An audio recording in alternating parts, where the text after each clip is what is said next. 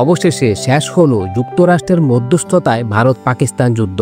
আসুন এবার আমরা জেনে নেই এই যুদ্ধে কার লাভ আর কারই বা ক্ষতি হলো। আমরা এই কয়টা দিন কি দেখলাম।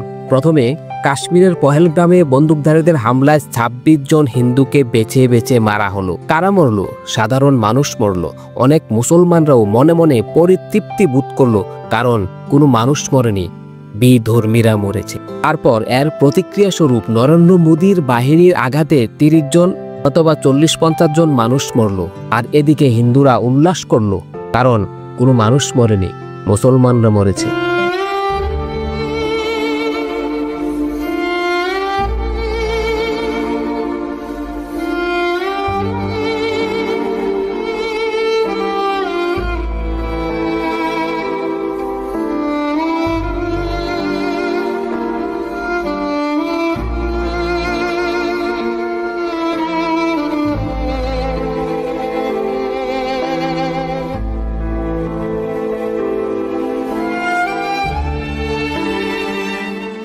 এই যে খেলা এই উপমহাদেশে চলছে, মানুষ মারার খেলা, ধর্মের দোহাই দিয়ে কে এই বীজ আমাদের রক্তে ঢুকিয়ে দিল?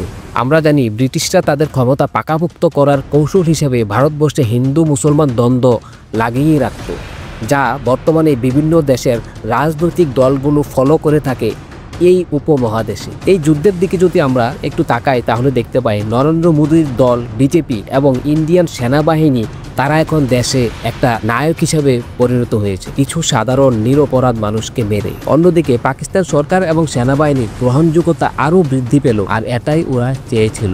ওরা উপর থেকে সাধারণ জনগণের ধর্মীয় সেন্টিমেন্ট নিয়ে খেলছে খুবই কৌশলে, আর আমরা সাধারণ জনগণ ছাগলের ৩ নাম্বার বাচ্চার মতো লাফাচ্ছি। ওরা বিধর্মী, ওদের মারা জায়েজ। ওরা মুসলমান, জঙ্গি, ওদের মারলে সমস্যা নাই। কিন্তু কারা মরলো? যেই সদ্য বিবাহিত মহিলার স্বামীকে জঙ্গিরা গুলি করে মারলো, তার এখন কি হবে? যেই শিশুটির বাবা মরলো, তার বাকি জীবনটা কিভাবে কাটবে? যারা মুসলমান তারা কি এটা কখনো ভেবেছি? নাকি বিধর্মীরা মরেছে? কোনো সমস্যা নেই। ভারতের হামলায় পাকিস্তানের শিশুরাও মারা গেল, আর এখানকার হিন্দুরা এক প্রকার উল্লাস করলো, কারণ মুসলমান মরেছে, কোনো মানুষ মরেনি। আর কতদিন চলবে এইসব ধর্মের দোহাই দিয়ে মানবতাকে কবর দেয়া? কেন আমরা পারি না একজনের ধর্মীয় বিশ্বাসকে আরেকজন সম্মান করতে? কেন আমরা এতটা উগ্র?